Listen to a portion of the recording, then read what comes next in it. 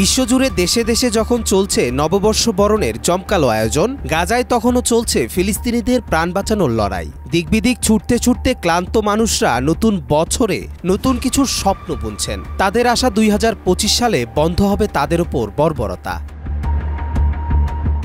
বিশ্ব যখন ব্যস্ত নতুন বছর বরণে ইসরায়েলি আগ্রাসনে বিধ্বস্ত গাজায়, তখন কেবলই আর্তনাদ।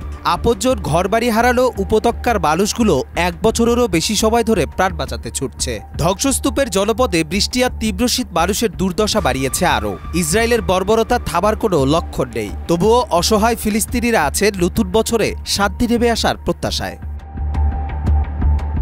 মাত্র 15 মাসের ব্যবধানে ধ্বংসস্তূপে পরিণত হয়েছে গাজা উপত্যকা। বর্বরতার সব মাত্রা অতিক্রম করে একটি জনপদের পুরো চিত্রই বদলে দিয়েছে ইসরায়েল। 2023 সালের অক্টোবরে শুরু হয়েছিল যে আগ্রাসন, তা 2024 সাল জুড়ে অব্যাহত ছিল।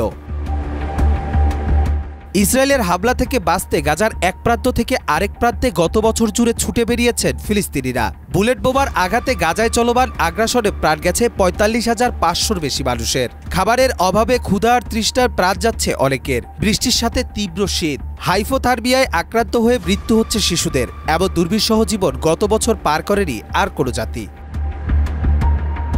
2025 বিশ্বের জনজীবনে নতুন পরিকল্পনা স্বস্তি ফিরিয়ে আনলেও আদৌ কি স্বস্তি ফিরিয়ে আনতে পারবে গাজাবাসীর জীবনে? নতুন বছরে গাজায় কি বন্ধ হবে যুদ্ধ, নাকি 24-এর তুলনায় ইসরায়েল তার তাণ্ডব চালাবে আরও কয়েক গুণ বেশি?